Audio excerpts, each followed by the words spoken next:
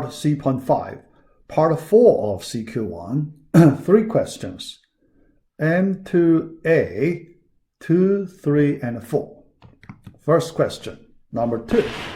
In a Spring MVC application, is it a good idea to put many data processing methods in a controller?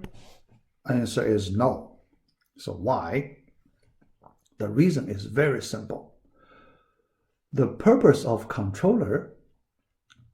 the controllers mainly, so we do not want to make the controller to do too much data processing work.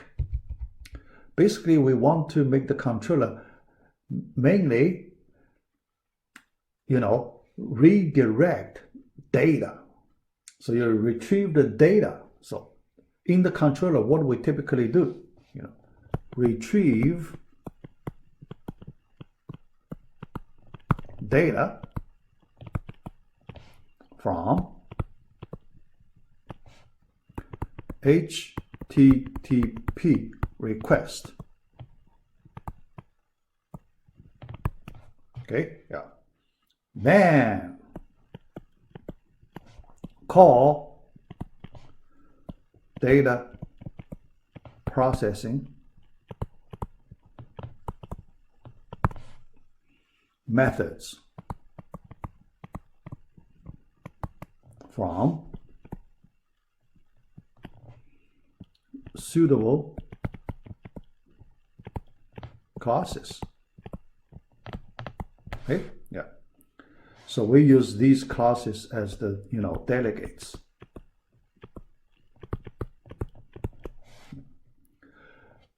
It's better not using the controller to do data processing directly. Data processing we mean with data processing logic. Business logic directly. If you do that, it's not efficient, right? Because some kind of business logic you may need to use repeatedly. When you need to do something repeatedly, it's better to put in one particular Java class. So then you can reuse those business logic repeatedly. So that's one. Second, you make your controller very hard to maintain. So the controller, basically you manipulate. So you arrange the data. Yeah.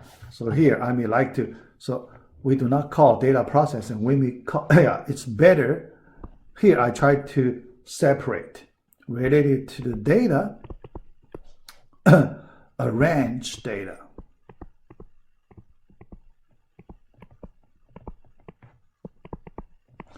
And process data.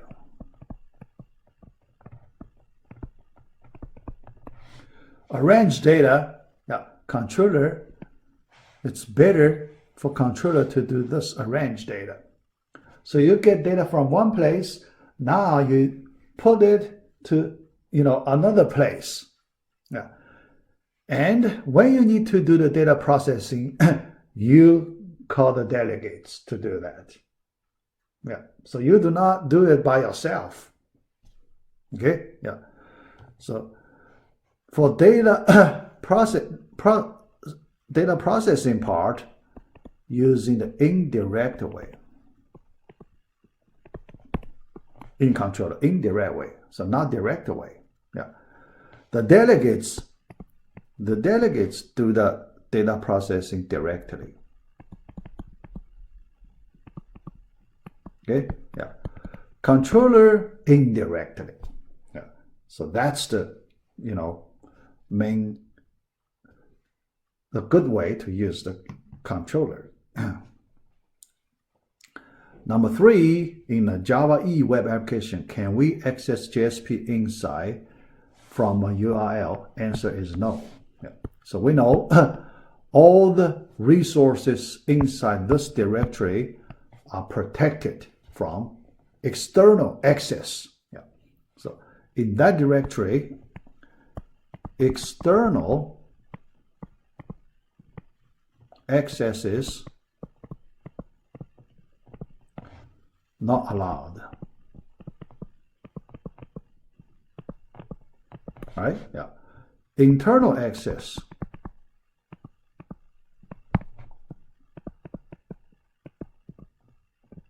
allowed. Allowed. All right. What's the external access through URL? Okay. Internal access from inside the same web application.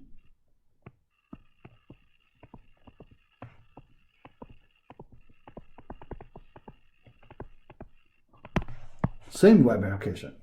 You know, it's safe, right? Within your own web application, you know, it is safe. But from external URL, you do not know, you know, so most of the time, you have to worry about, you know, hacker may do some harm on your web application. Okay? Yeah. So that's the reasons you want to have some special place to protect your resource. Yeah. So this is a, you know, good place to do that protection. Yeah. All right. For this special property, yeah. So remember, the welcome page should not be placed in this folder, right? Welcome page. Welcome page should not be in this place. Yeah. Otherwise, the external access is not allowed. And you want to expose welcome page to your users. Yeah. Because, you know, in one of my quiz questions, I talk about that. Yeah. So in the next video, I will talk about the quiz questions. Yeah. All right. The last question of this video. The Spring Framework and Java EE technology are two independent technology. So that's false. Dependent. Yeah. Spring Framework depends on Java EE technology. Depends on. Yeah. In our first video of this part C, I explained that. Yeah. Part 1 of CQ1, I explained, you know, the relationship, the platform, you know, plug-in, different framework technologies. So it's not dependent, not independent. Yeah. All right. So that's pretty simple. So I do not expand it another time. So let me stop here for this part 5 of part C. Yeah. All right.